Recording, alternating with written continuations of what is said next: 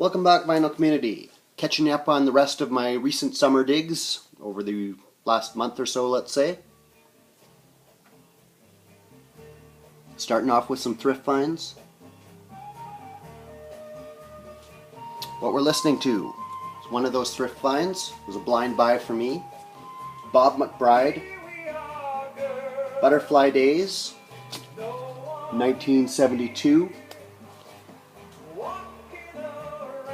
Kind of acoustic, pastoral, folky rock. Sounds very Canadian of the time to me. Bob McBride was a member of the Canadian band Lighthouse. They were kind of horn rock ensemble, similar to Chicago or Blood, Sweat and Tears. He sang on their big hit One Fine Morning. Actually, Skip Prokop, who wrote that song and was kind of the leader of the band, just passed away recently. I posted a tribute to him on Instagram and Facebook if you saw those. So this was a blind buy for me. This was a solo album he put out. I was kind of surprised when I got home and kind of checked the reviews on this on sites like AllMusic and places like that. It got kind of poor reviews, but I thought it was a pretty good album.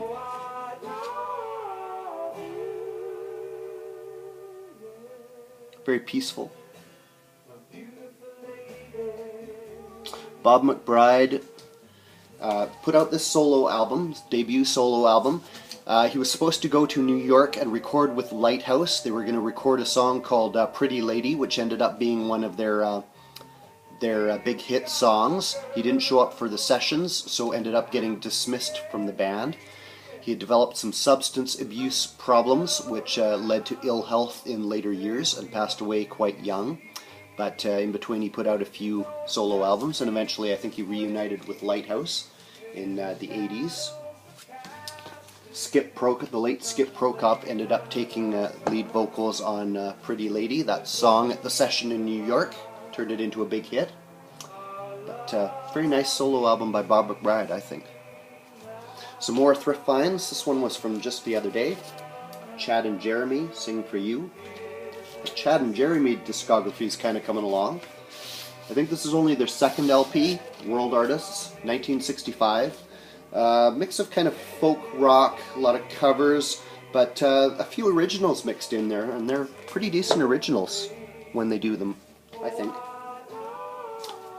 Had a Sergio Mendes related thrift haul, a couple of the Brazil 66 albums. I have those already, but I have a hard time leaving those behind when I see them in the thrift store.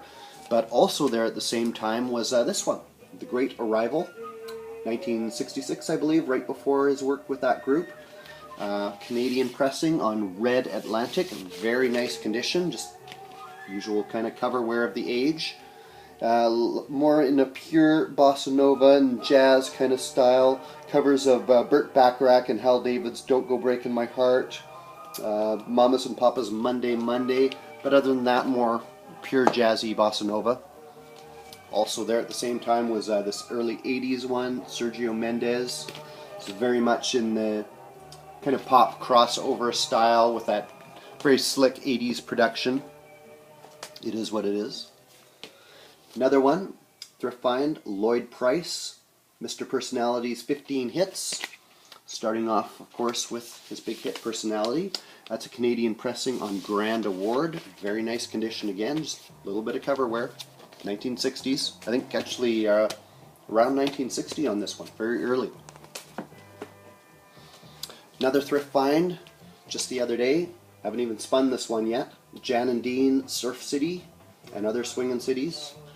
Fairly early one by them on the Black Liberty label. Always liked Jan and Dean growing up. Surf City, of course, was a big hit for them, and you got the usual wrecking crew on here. Hal Blaine on drums, and great Glenn Campbell on guitar. Jan and Dean.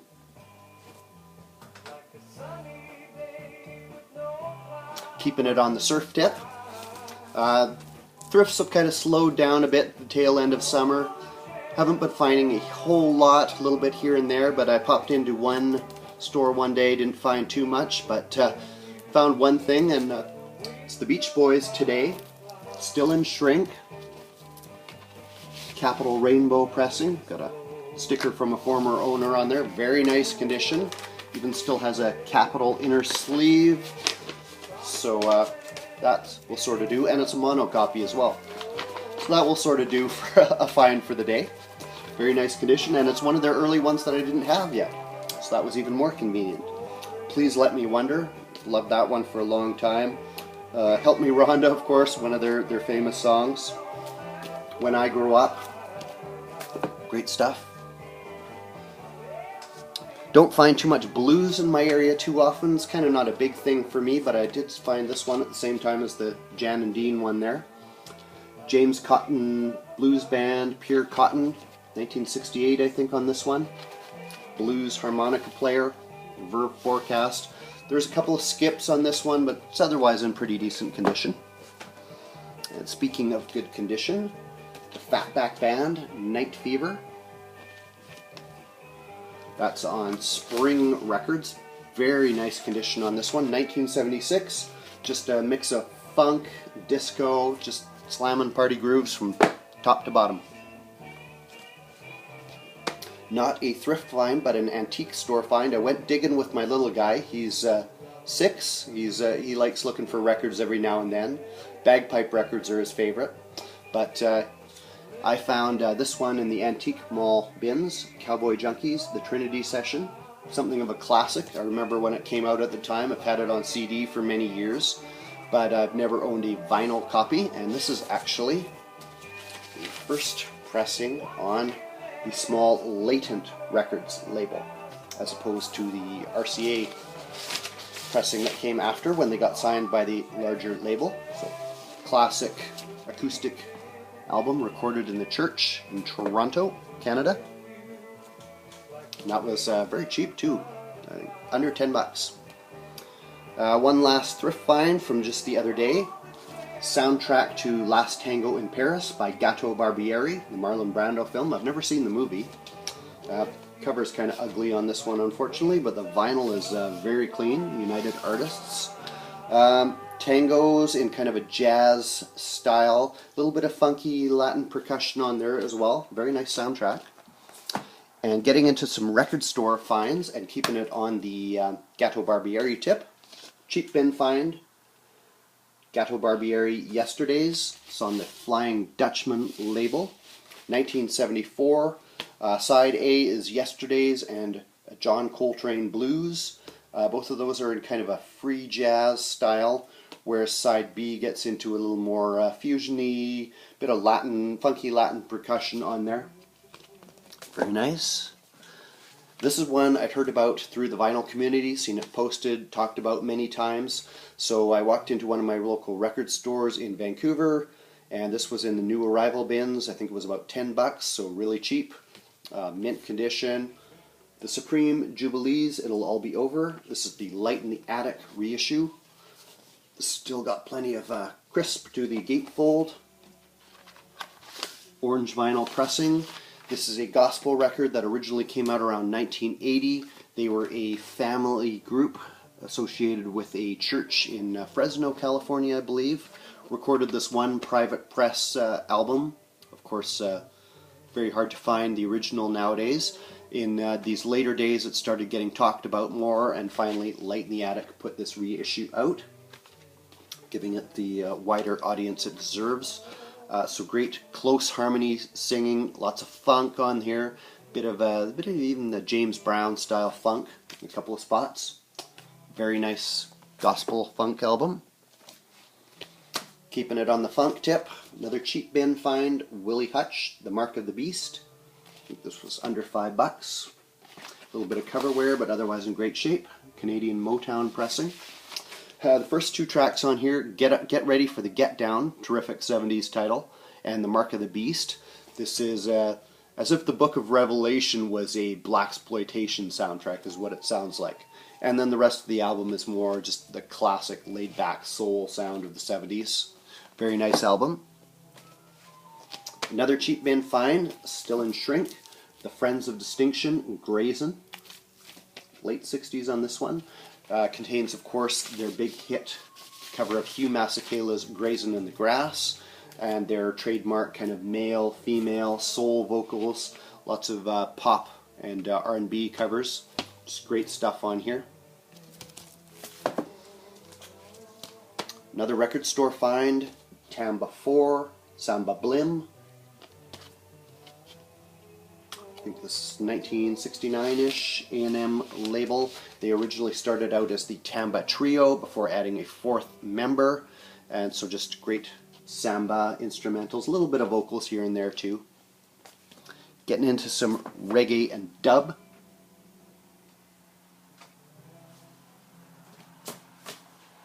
Creation Rebel and the New Age Steppers, Threat to Creation. This originally came out in 1981. This is an Adrian Sherwood On You Sound production from the UK. And this is a dub album with his typical sort of left field, kind of punk influenced, kind of industrial influenced dub with some players like the great Style Scott on drums, Eskimo Fox, George Oban on bass, original member of Azawad.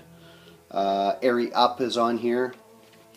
This is a 2014 reissue on Anthology Recordings. It's a numbered copy, 158 out of 1000. Beautiful condition here. Got this really cheap, too cheap to pass up. I was showing a Pioneers record a couple of videos back, I think. I found a later one by them, slightly later. 1978's The Pusher Man on Trojan Records out of the UK.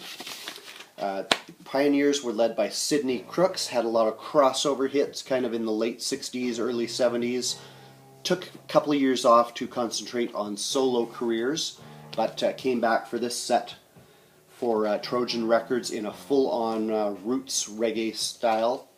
The title track was quite a big hit for them on the market, but there's also Riot in a Notting Hill, complete with breaking bottle sounds that kind of captures what was going on in the inner cities of Britain at the time.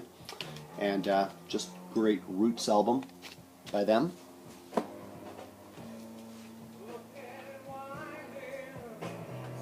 Bit of Neil Young influence on this Bob McBride record too.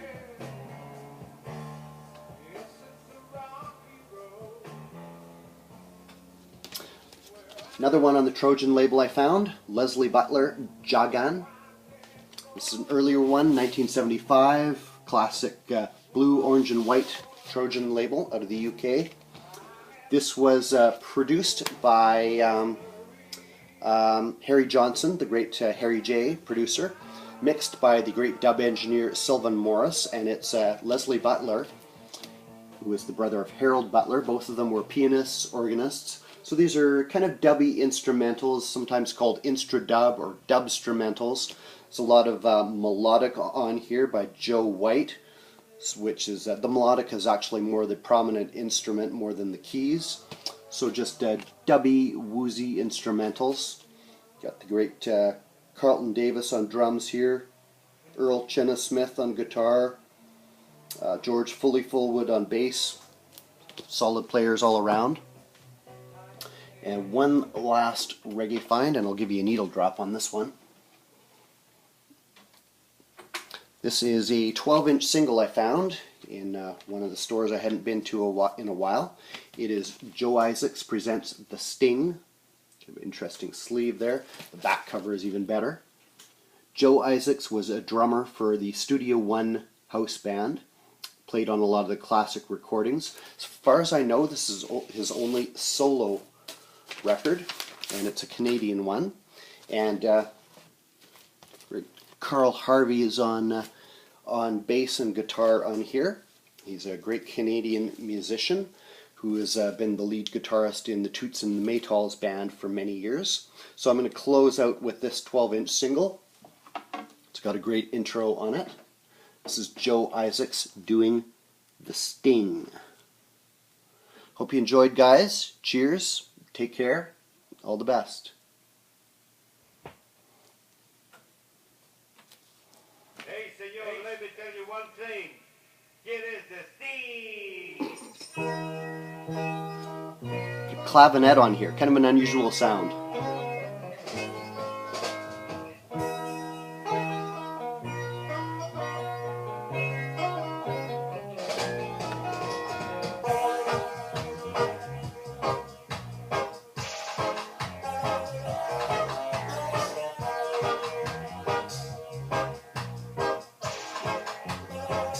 A little laid back, funky reggae.